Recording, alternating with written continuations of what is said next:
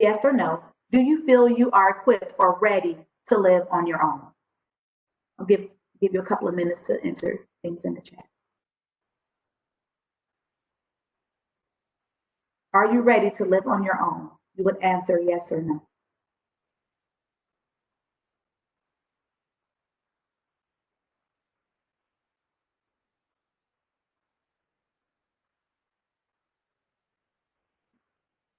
So We do let's have a few yeses, and do we have any no's? I'm sorry, I didn't hear it. we do have one no. Okay. No. All right. So let's hear from Tiana. It's good to hear that some of you are ready. Tiana says, I had to see what type of person I was to see if having a roommate was for me. Therefore, I had to make my living experience to fit without a roommate. Tion states, I was excited to move out and felt I was an adult. I had an idea on how much responsibility that I would have and how much pressure I would feel to be stable as quickly as possible. What I had wished I had known beforehand, I wish I had known about programs like PIP and food stamps, the resources needed. Advice I would give a young adult now is if you move out and have family support, make sure you are sure before you move out. Savings, your mental state of being able to handle the pressure and the stress. Those who do not have the family support, to make sure you look for resources. If you do not have a close family or friends, make sure you connect with one person that is your person. Everyone should have someone that they can go to for support and guidance. I thought to myself, you want the freedom, you have to pay for it. Tion is a student, full-time student. She works part-time and she attends Ohio State University in Columbus, Ohio. I also wanted to hear from another young person.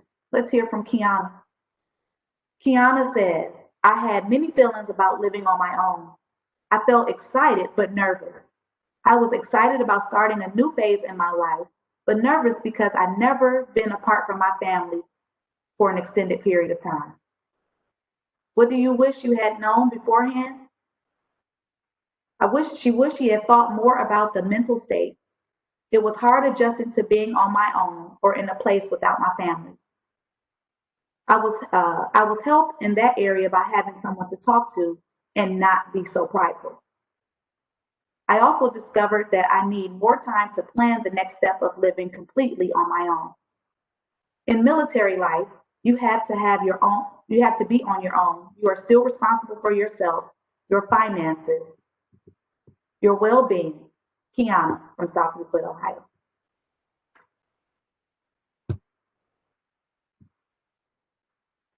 So let's talk about independent living. There was a question that I played, Black Card Revoked. It was a game that we played during Thanksgiving. And the question was, who taught you how the word independent, how to spell? And so it was two questions. One was a teacher, the next three answers. One was a teacher, the second one was Beyonce, and the third one I think was Little Wabby or something like that. I can't remember him. But so who taught you about independent living? It's really important to know what it means. Independent, what it means to be independent. Not influenced or controlled by others in matters of opinion, conduct, etc. Thinking or acting for oneself, an independent thinker, not subject to another's authority or jurisdiction, autonomous, free. Independent living means the ability to examine alternatives and make informed decisions and direct one's own life. This ability requires the availability of information, financial resources, and peer groups and support systems.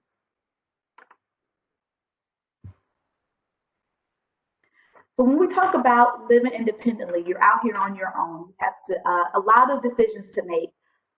Some will be on the fly, some will be planned, but it's really important for you to set goals. So before you make that first step, I thought that these two quotes were very fitting for the session today. The first one is our goals can only be reached through a vehicle of plan in which we must fervently believe and upon which we must vigorously act. There is no other route to success. The second quote is setting a goal is not the main thing. It is deciding how you will go about achieving it and staying with the plan. So I thought these two quotes were very, very important because sometimes people want to take a different route to success, and it's not always something that you can do on the fly. You have to be able to set a goal, believe in it, and go with it with all you have. So the first thing that we'll talk about today is budgeting. Budgeting is something that's definitely not old school. It's a plan that you have to have in place so you'll know, it's like a map, so you'll know what you have, how much you have to work with. If you want to be independent and live alone, you would first need to prepare your wallet. Set a budget and save some money before your upcoming plans. There are some rules that I would like to share with you today, especially in terms of budgeting. So this first rule is how much of your income should go to rent. The 30% rule explains, in simple terms, the 30% rule recommends that your monthly housing costs not go above 30% of your gross income. So if your gross is $5,000 per month, the max you should be paying for housing costs, including rent, is $1,500. And then there's another rule. It's very, very helpful. It's the 50-30-20 rule.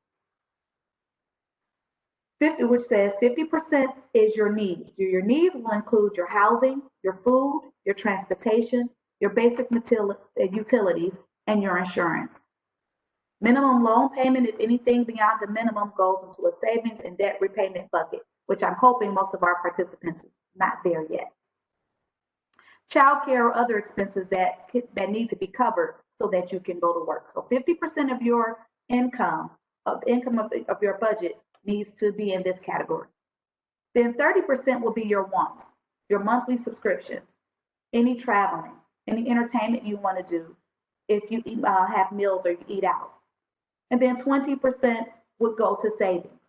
So savings for emergency repairs, starting and growing an emergency fund, what my grandmother would call the rainy day fund, saving for retirement through a 401k, and perhaps an individual retirement account. And I would want to say in this area, it's never too early to start working for retirement, towards retirement. Paying off debt, beginning with the toxic high interest type. So, and I'm hoping we're not in that area with a whole bunch of debt right now. But you want to be able to make sure that you are what my mom would call living within your means. And so when you live by or adopt the 50-30-20 rule, that will help you stay within your means. So I'm going to take a pause for a minute. And if we were using a different platform, we would have a breakout session when you would create your budget with the individuals in the session, in your breakout session with you. But so now I'll take a pause, and if there are any questions before I move to the next stage, I'll entertain them now.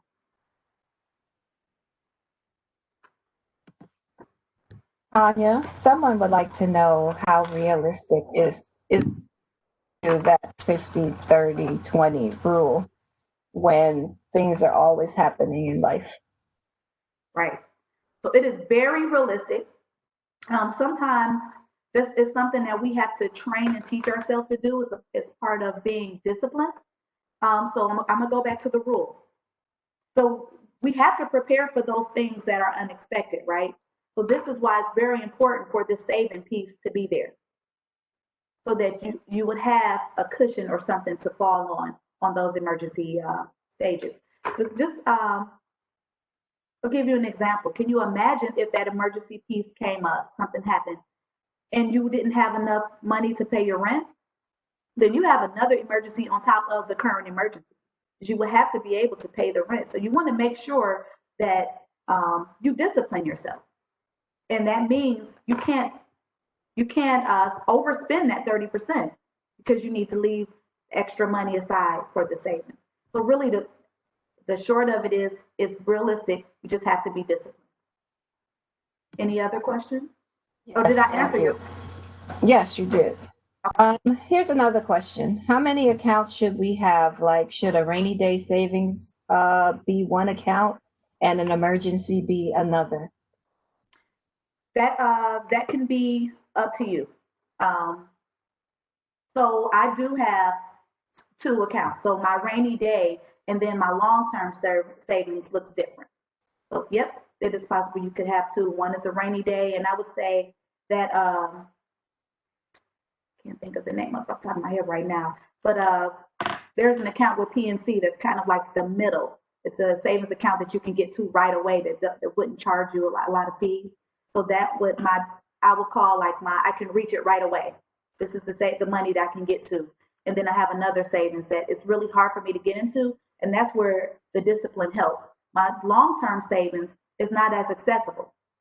I put that in a different account that I don't even think about because that's the account that I won't go to for those immediate emergencies. Okay, Possibly have to. thank you. That was a good answer. The questions are flowing in now, so I'm going to ask one or two more and then we'll let you go on and then come back. Okay. Um, what about school loans? How do you budget that into this 50-30-20 equation? So I'm glad that you brought that up. That's one of my steps I'm gonna give you at the end, but I can come to it now. Oh, we could come back. We'll Um, come back to that since you're going to come to it. um, Okay. Another question. Young people have debit cards. Should that be separate from our needs account? yes, because your debit card is the, the excess money that you would use almost like every day. So yeah, I would not have my emergency savings connected to the debit. You could still have it with online banking. So if you need to transfer something or you need to go in, you could access that money. But sometimes, especially if you have to make yourself disciplined, it's really hard to see that money right there. And when you really need those pair of shoes, to say, "Oh, I could put the $20 back." No, you never put the $20 back. So that's why my answer is don't have it connected. You won't be tempted to leak into your savings. Okay. I will let you move on and then I will circle back with some more questions. And one last thing that I will say about the savings account, I'll like this analogy. If you're driving your car and your tire blows out, that's an inconvenience if you have the money to get the tire fixed. Okay, it's the inconvenience of my tire blowing out. Now I have to call AAA. Then they have to come out and give me a new tire. It's a catastrophe if your tire blows out and you don't have the money to get a new tire. It's a totally different stressor. So I would rather us learn and be disciplined so we can have deal with the inconvenience, but know that you have the comfort of the money. All right, I can get it taken care of versus the catastrophe, right? So we're going to move a little bit, shift from the budgeting piece, and to go into finding an apartment. Because one of the key things about independent living is you're living alone. This workshop is not it's not geared for someone who's like living with mom or still with the parents. This is totally when you're living on your own. So finding an apartment is a big piece. So one of the things when you want to find housing, there are some questions that you should ask yourself. Number one, go back to the budget piece and see how much money can you afford to live on. Okay, and before you start searching, look at your budget and search in those means. So I live in Cleveland, and if I was a young person and my budget was I could not exceed 1,500 a month, I cannot look at apartments in Pepper Pike. I can't. That's the wrong way to start. So you have to remember that 1,500 a month includes rent and all your utilities. So that means I have to look for a place that would allow me to not exceed that $1,500 a month. So you can always go to apartment.com. You can look on Craigslist, And a great resource is family, friends, and acquaintances. My first apartment came from someone saying, hey, um, my cousin lives over in those apartments and they're really great. You might want to go check them out. So sometimes your families and friends can give you, could be a great resource of where to live. Finding an apartment, here are some common terms and abbreviations you want to, that's used in the ad that you want to be familiar with. So square footage, BD is bedroom, BA is bathroom, full bath, a bath that includes a toilet, sink, and bathtub or shower. Half bath, a bathroom that includes only a sink and a toilet, no tub or shower. Half bath, 1.5 bath is a unit has only one full bathroom and one half bathroom. Washer and dryer, there's a clothes washer and dryer in the building. Month to month, a rental agreement that is not a fixed term lease. So when you go to an apartment and you decide to live, you do not want to sign a 6-month or 12-month lease, which means you agree to pay rent for that period of time. You would choose the month to month. Please note that sometimes the month to month fee is higher, at least $100 more, at least $100 more per month. Month to month means that you could put in your notice and move out the very next month and won't be penalized. Include water. Does it include water and garbage? Some landlords pay that cost. Some is up to the apartment, up to the renter. So you want to make sure you're clear on that. Include utilities. There are some apartments where the landlord pays the gas and you would be responsible for the electric. So these are some key things that you want to make sure you're you know about. Cable ready, off-street parking, and pets. I don't think I had that on the list. So it's really important to know that too. Finding an apartment, continue. What does it look like before you call? So before you call the apartment complex, you want to be prepared. Remember in the beginning, I talked about setting your goals and being with preparation. So you just don't want to go out looking for apartments one day with your homegirls, like we're going to go look for apartments. You want to sit down and think about, number one, your budget, what you can afford, and then things such as the location and or the building. Does the neighborhood seem like a place that you would want to live? Does it feel safe there? Especially, for women, we have to make sure safety must be a number one priority. Is it often helpful to go by the place on the weekends and at night? So I was looking for a place. I would drive past that neighborhood in the morning. Sometimes I would do it in the evening and then on weekends too, because you want to see how the neighborhood looks. If you only go during the day at 10 a.m. when most people are at work, you're really not going to see any activity. But how does this neighborhood look on the weekend or in the evening? That'll give you a different perspective. Is there shopping nearby? Some of you all, if you don't have a car, you want to make sure that shopping and laundromats and grocery stores, places to relax are in walking vicinity, in the vicinity of where you're going to live. Is the apartment close to transportation? Is it close to campus? Is it close to where you work? So these are some important things with the location. The building, does the building seem secure? Does it seem like it's well maintained? If not, these are some things you really want to pay attention to. Does the building appear clean and is it well lit? When you're in terms of living on your own, it's for anybody, but especially for a woman, if we're coming in the evening, just want to make sure your environment is safe. You'll be surprised of how many people watch our day to day. Okay, so do you want to live alone? So it's not only one thing to, you're going to find your apartment, you're going to do your budget, you're going to find your apartment. And once you do your budget and find out where you want to live, the next question is, do I need to live alone or do I need to have a roommate? So in the beginning, Tion said that she had to evaluate herself. Am I the type of person that could live with someone else? And she discovered after her self-evaluation, she didn't want a roommate. So then she had to make sure she found an apartment that she can afford on her own. But if you're in this space where you say, I'm okay with living with someone else, it's different with living. I'll say you can't take for granted that someone is your friend, that they'll be a great roommate. Okay. And I would not recommend all the time, if you're a young woman, that your first choice of roommate is your boyfriend. That's another class for another day. But I would not suggest that for your first time moving out. But there are interview questions that you can ask your roommate. And then I do have attachments to these slides that can be available to you if you email me requesting the handouts. So identifying friends or acquaintances to roommate with. It's important to ask questions and have to access compatibility. So there's a roommate questionnaire that have that I can provide to you that you will go through and ask to see if this person uh, will work well, will gel well with you.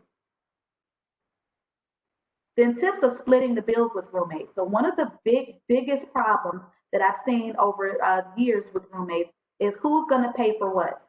Um, so of course we have to talk about the cleanliness and who's going to do what shared responsibility in the household. But you want to make sure that you understand the business of living together, and that's paying the bills. So making a cost spreadsheet, that is very important, where both of you all can sit down and clearly go over what's needed to live. There are apps that you can use for that. You want to make sure that you keep some purchases separate. Some things that are common things that you all will do together, but some purchases need to be separate.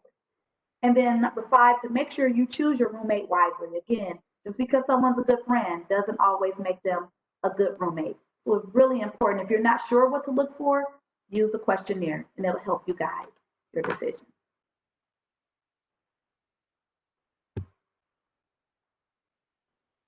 Oh, wow. Questions can be asked in the chat. So before we get to the questions, I do want to go over the, I'm in what good time, go over some 4 steps that I want everyone to remember. And I don't have it on the PowerPoint, but I will read it out. So some of this has to do with budgeting. Number 1, calculate your income. Determine what your monthly income amount is. Any income or job, any income from a job or any other financial assistance received. And here's the college question, such as college financial aid payments that are available to be used for living expenses. If you have an income from working, you should use the actual take-home pay, the net, and not what's the gross income, not what's taking, not the amount that's received before taxes. So I'm going to go back to the person who asked the question about your college funds. If you have college funds that are available to be used for living expenses, you can do that 50-30-20 rule. If you get it for the entire year, then you have to take an account of how much it will cost you in those 3 sections for the entire year. If you receive those funds every semester, then you would break it up for fall and spring. But yes, you can definitely use your financial aid. But again, here's the beginning part where the planning comes in.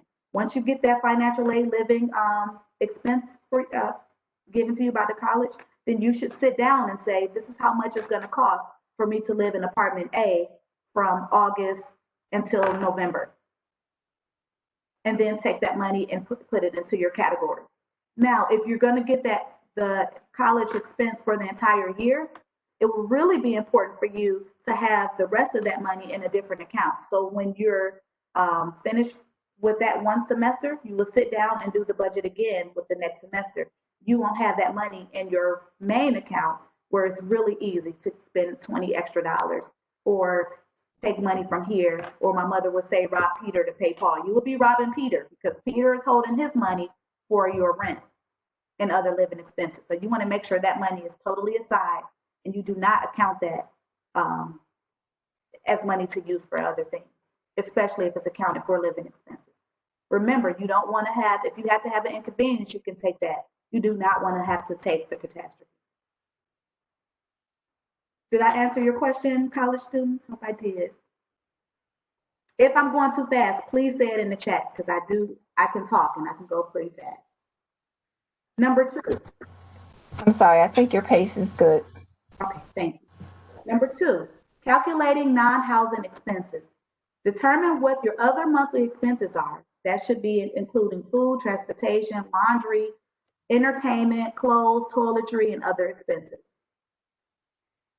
Number three, if you have children, those other expenses should be diapers, childcare, clothes, and medicine. So that's step number two. Step number three, make sure you calculate your housing costs. Remember, we talked about your housing costs should not exceed 5% of your income. I also have a checklist for you in the handouts that you can use for that. And then step number four, think about your one-time expenses. So in terms of moving and living on your own, we talk about those items that you would need the month to month, those consumable items that you just have to buy over and over again, your toilet paper and toothpaste and all of those things. But there's also something that you have to give an account for in the beginning before you move out, and that's your one-time. When you apply for an apartment, a lot of apartment complexes have application fees. So some of them usually start around $30. The non-refundable fee, that's what you pay just to complete the application. And it doesn't ensure that you get approved for the apartment. So you just want to make sure you account for that time expense. A security deposit is another one-time expense. Sometimes you can get your security deposit back if you move out in the right manner. Some apartment complexes or landlords do not refund that. So that's something that you want to make sure you give account for. The third thing you want to make sure you give an account for with the one-time expense is your utility and phone connection. Depending on where you're moving, if utilities are not included, the company will say, this is your first time getting lights in your name, you're going to have to give us a $200 deposit. Some of them give it back to you, some of them not. If you had a utility in your name and you did not pay it in full before you turned it off, that's going to show up again when it's time for you to go into another apartment. So those utility bills don't go away just because you move. It follows you. So make sure you're a good steward over paying your bills. And then the moving costs. What's a part of moving costs? You may have to get a moving truck. You may have to purchase boxes, things like that. So those are all one-time expenses. And the last one-time expense should be a one-time expense is your furniture. If you're going to buy furniture right away, how much can you spend on your bed or your couch and things like that? All right. Now I will entertain any questions at this time. I know that I covered a lot of things, so please feel free to ask. I can't hear you, Annette. Sorry, couple of questions. First one is, you talked about how if you get your money all at once for the year, you need to do the 50-30-20. Do you pay up bills ahead of time, or do you just place it in an account and then drop them in as their payments are due? Or do you pay your rent in advance for 6 months? That depends on a lot of variables. So it depends on where you live. If the apartment complex allows you to pay up, some will allow you to do 3 months in advance. Some will not allow you to do 6. And it also depends on your habit. Can you be disciplined to pay your bill every month? Or if not, you probably should, especially if you're living near campus somewhere. You know you're not going to be moving in the next 3 months. Then it will be smart to try to pay that bill up. But that's totally, you can or you cannot. It depends on your discipline. Okay, thank you. Question. How can you help your children prepare to live on their own? Great question. Thanks for asking. And I'm going to answer this question a little bit from my experience. I'm going to take that out of my tool belt. I have a 21-year-old and I have an 18-year-old. And so preparing both of them for living on their own. So one is, he lives on his own in his own apartment. The other is in the military. So, but talking to them about living on their own did not start at 18 years old. I did not wait till senior year of high school to start talking about the steps of living on your own. So those conversations came early on. I want to say 8th grade, 9th grade, and then I did it in steps. So of course I didn't give them the whole big picture, but we started with giving them responsibilities, teaching them about budgeting, very early on. And so when I would budget my checkbook, they had check registries. And when they got their jobs, we had to talk about what's important first, you know. And so when my oldest son, he went to school in Columbus and he ended up coming back home for a year. But when he came back home, it wasn't free willy. You're coming back home as an adult. So now, before you get on your own, this is what you will do under our roof. You get paid every 2 weeks. Your paycheck is this much. Mom gets $75. Not that I need your $75, but here's the lesson, the greater lesson. You have to pay that every month. I don't care what you have to do. You have a car note, you have car insurance, rah, rah, rah, rah, rah. You know, so you start ahead of time. Now that he's on his own, one thing I did say for them from a mother's perspective, mommies don't pay rent. So when you're going to move out, make sure that you can handle your rent. So he does know about that 30% rule. He knows about 30, 50, 30, and 20 rule. So I did say that mommy doesn't pay rent. Now, of course, as a mother, do I want to support my kid? Yes, but I'm not taking on that responsibility. They have to be able to live on, to stand on their own. So to answer your question, you can prepare them, start early on, and it's never a bad time to give them tools like this. Our children are very smart, very wise, and they can handle this. I think that we do a disservice sometimes when we push them out before preparing them. You know, and sometimes as parents, we prepare on other areas. We just have to make sure we make that those rules of living on your own priority. Or as my grandmother would say, they will never leave your basement. I hope that answers your question. I think so. Just an aside, when my kids were doing their summer jobs, we did 33% saving, 33% do whatever you want, and 33% you're going to pay some money in this house. That's right. So they had it coming. And So it's not a punishment. If I could add, if when we do it early on, the children won't look at it as a punishment. What happens sometimes in our households is it becomes a punishment when the child is older and they're flexing to us and we say, oh, you're grown, now you get ready to pay. Well, now there's a punishment. But if we start early on saying, this is how responsible adults live and I want to prepare you for that, they'll be excited. My daughter was away at basic training and she forgot to add an item line in her check registry. And she called and was like, oh, my money isn't lining up. I know I put everything in the registry. She was going on and on and on. And I was really proud. Like, first of all, she's away from me and she's still keeping up with the registry. But two, she didn't want any overdraft fees. That's money that you're just giving away. You know, so anyway, I don't want to stay on that. But if we can do it early enough and not make it a punishment, our children will be better and prepared. okay, I have a question. Someone wants to know which category should church and charitable giving fall into? And that depends on you. For me, church and charitable giving is a part of my it's a part of my 50. So when I'm budgeting, like this is what it's a part of my 50. So when I have to pay my rent, I have to give my offering. Some people, it's a part of that 20. So this is how much I'm saving, and this is how much I'm giving away, or some it's in that middle. So it depends on you and where you are. Thank you. I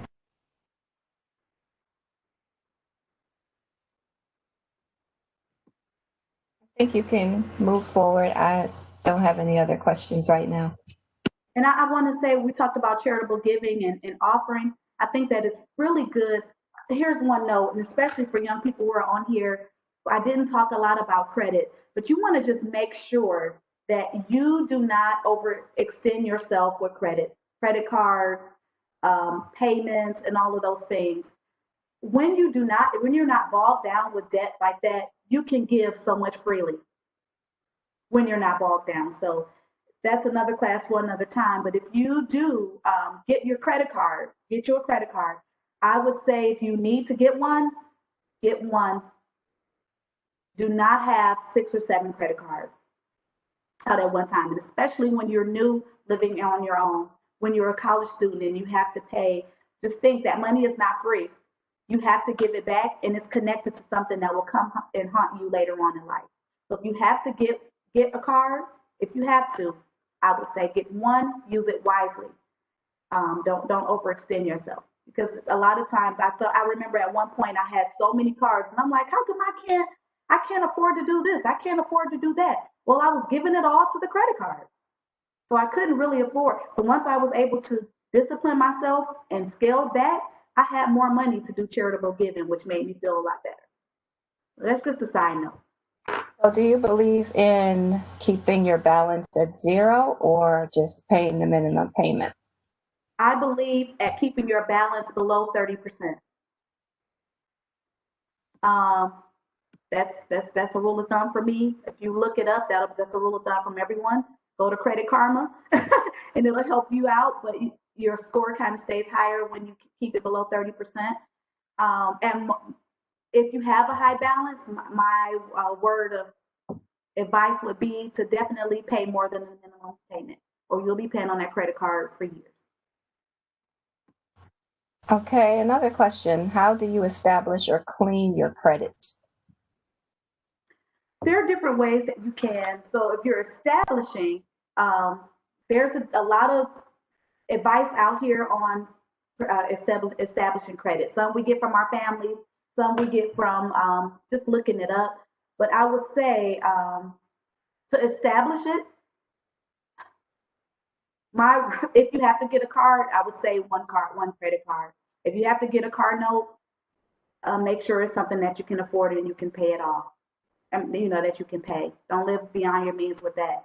But to clean it up, you can do something that Dave Ramsey calls the snowball effect. So if you have four credit cards, the credit cards that you have the smallest limit on, or your smallest card, you want to pay that card off first. So say for example, that card is $50 a month. You want to pay that card totally off. Pay it off till it's at zero. And then you take that $50 that you were paying on that small card, add it to the payment of the second card. So if the second card you were paying $25 a month, now you're paying $75 a month, because you're taking that 50 that you were used to paying on this card, and then you're gonna add that to this one, $75 a month. You'll be surprised at how fast you can pay that credit card off. Now you only have two debts. So you're gonna take that, you were paying 75, and you're gonna add the other 25, now you're paying $100 a month to cover another debt. Can you see how the snowball effect is going? And then when you get to that last card, it doesn't mean that you're gonna, after you pay the first card off, you have an extra $50. You don't. That $50 is not extra yet. That $50 is gonna snowball into the next one. And then you'll be making larger payments, and you'll really be surprised of how fast you can pay those debts off when you can take the snowball effect. That's just a little bit of advice with credit cards anyway. But there are a lot of programs out here that can help you clean up your debt. Depending on how much you have, you don't have to pay someone to do it. You can pull your credit report, look at it. If it's credit cards, try the snowball. Google it. It'll be your best friend. All right. Phones seem big with young people and the bills are high. How or what can young people do to keep their bills in line? Wait, one more time. What was the first thing? Telephones seem really big with young people. Bills are really high. Telephone. Oh, phones. Yeah. So how do you keep that? It's the same thing with telephones. Does it fit in your budget? It doesn't matter what's out, what's new. Does it fit in the budget? And so Apple, they know that young people want the newest. That's why your phones start breaking after a certain, they know, but you have to be able to step back and say, can I afford to do this? Where's that in your budget line? Is it a part of that 50%, or if it's that 20%? If you can afford it within 20%, by all means get it. But again, that's a part of educating young people at what's important, especially when it comes to living on your own, because you don't want to have a phone that has all the newest features and your light bill, you're sitting in the dark. So we have to talk to them about really what's important. And when I would say when the money comes out of their pocket, they'll see, some of them will see it. But I would just, to your question, make sure that they put it in the budget. Can you afford to do this? And that's a part of maturity. Thank you. Let's see, what do I have next? Oh, this would have been my second poll question. So after I get given you all of this information, do you all feel a little bit more equipped to move on your own? Somewhat, the answers would have been somewhat, yes, no, I need more information.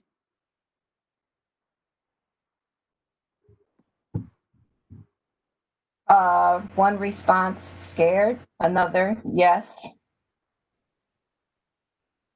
So for my scared responder, you don't have to be scared.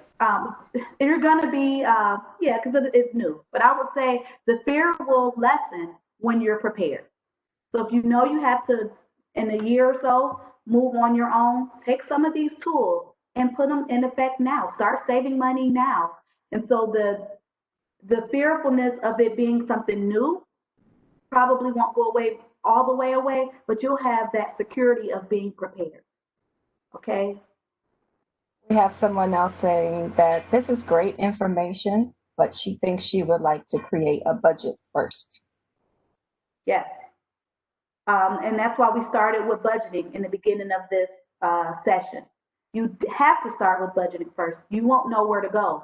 The budget is like your roadmap. If you don't have a budget, you can't make any of the other plans. So set your goal.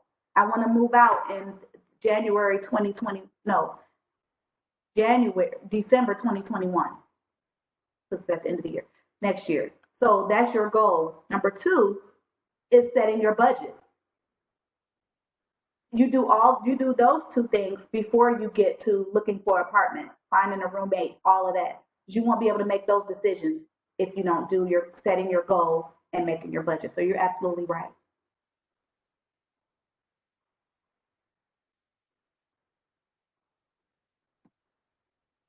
Okay. All right. So I'll move on. You can do it. You are not alone. Independent living involves put that in there, of a lot of preparation and planning. So we talked about.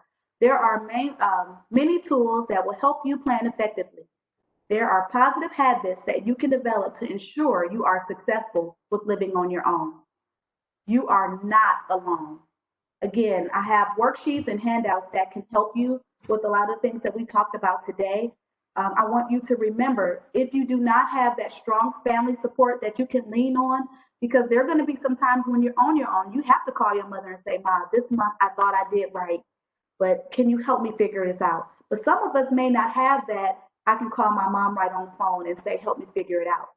I would encourage you to find that one person that can help you and guide you in the way that will help you be successful. So that one person may not be your homegirl, but you need to find that one person that will guide you into success.